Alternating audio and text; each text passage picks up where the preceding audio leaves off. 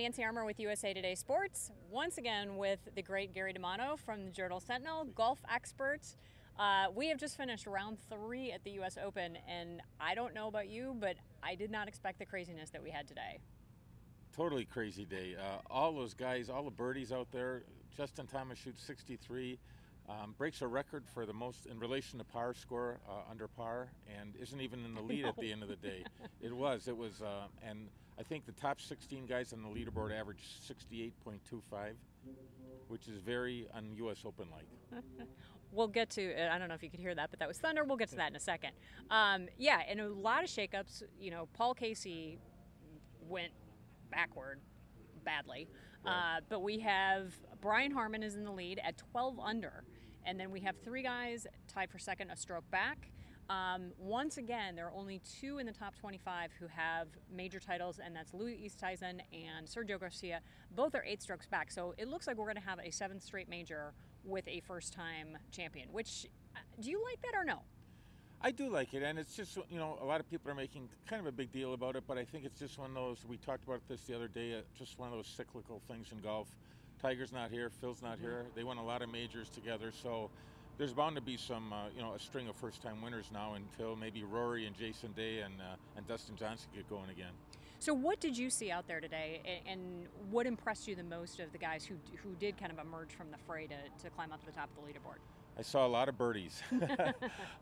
There were actually more birdies than bogeys today, which for the 3rd round of a U.S. Open is really unusual. I mean, I know it's supposed to be moving day, but moving day is usually a bunch of car wrecks, not a Formula One race. So it was a lot of cheers out there, big galleries on the golf course, and they certainly had a lot to cheer for. I stood on the 15th hole for a while, a drivable par 4, and watched guys make birdie after birdie, and Kevin Na almost made a hole-in-one on that hole. So there was a lot of things going on today.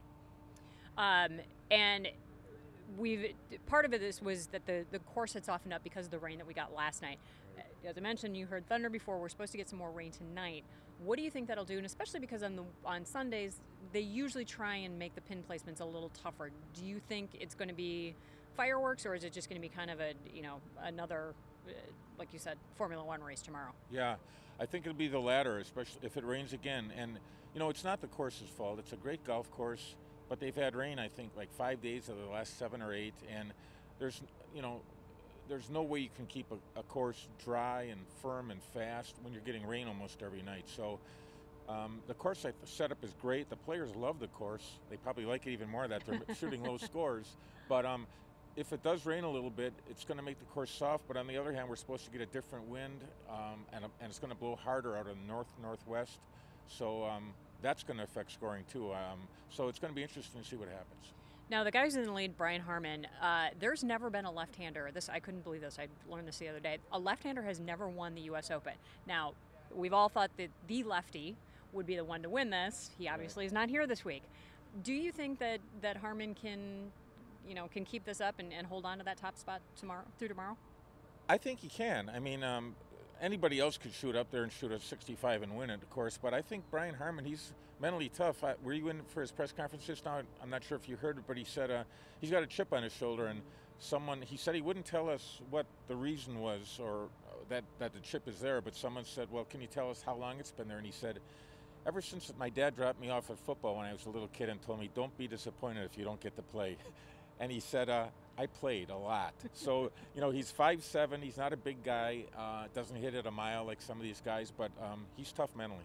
Yeah, he is. Another person that we haven't really talked about because he has, you know, he's not right up there, but Patrick Reed shot a 65 today, which that was big news until Justin Thomas came along with his 63. Right. Those 2 guys obviously made a lot of birdies. Can they keep that up? I mean, I was impressed with Thomas. Just seemed like he was in a zone, but we've seen that before and it doesn't carry over to the next day. Do you think either one of those 2 can keep going with all those birdies? I think so, because especially Thomas, because he's had a lot of experience. I mean, he shot the 59 in Hawaii earlier this year and went on to win, setting 36 and 54 hole scoring and 72 hole scoring records. So now Hawaii's not, it's not the U.S. Open, it's a totally different animal, but he's backed up good rounds with other good rounds, so I think he can do it. And Patrick Reed, I mean, there's another mentally tough guy. We saw it at the Ryder Cup. If anyone can do it, I think those two guys can. Well, and you bring up a good point, because that's exactly what Stricker said. You know, yes, these are first-time guys, but whether it's Ryder Cup, you know, Tour Championship, these guys, a lot of these guys have had experience, and that all of that can help them in situations like that. Speaking of Stricker, he actually had a pretty good day until the bogey on 18. You know, he's probably not going to be, he won't be in contention tomorrow, but what did you see from him today, and how impressed are you with him being able to deal with all the pressure that he's had this week? Yeah, I'm really impressed with it. You know, people pulling for him, huge crowds. I think he puts a lot of pressure on himself to play well here because of that. And he's gotten a little better every day, each day as we've gone along here. And there's no reason why he can't come out even at 50 and shoot it's a long course for him, but he proved today he can handle it. There's no reason he can't shoot another 68 or 69 and, you know, move into the top 15 maybe on the leaderboard, which would be, I think, pretty good U.S. Open. And somebody asked to get automatic into the Open next year, it's top 10 and ties. So he's got a little bit of work to do, but, you know, impressive that he is, like you said, 50 years old and still hanging in there, especially on a course like this. Jordan. Niebrugge. Not even going to try it again. Not the greatest day, but, you know. Yeah, he's a young guy. He's played on big stages before. Mm-hmm. He tied for 6th in the British Open as an amateur.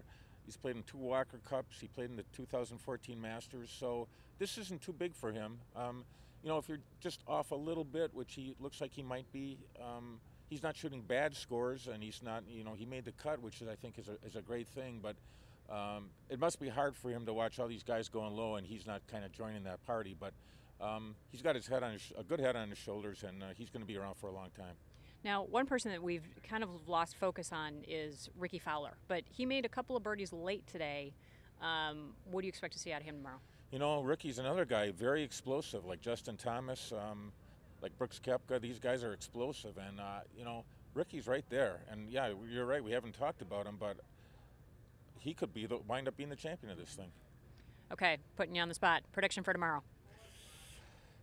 I like Justin Thomas to pull through. You know, I like Brian Harman. I like the guts he's shown, but I think Thomas is going to back it up with another good one. I think Thomas and Fowler maybe down the stretch. How about you? We need your prediction. Yeah, see, I always try and get away without these. I like Justin Thomas too. I really like the way that he played, and he looked really locked in, which I think is important. And he's had experience in big moments like this, so I could see him doing this. Right. All right, well, that's going to do it for us. After round 3, we've got one more to go tomorrow, so make sure that you're following along on jsonline.com and sports.usatoday.com.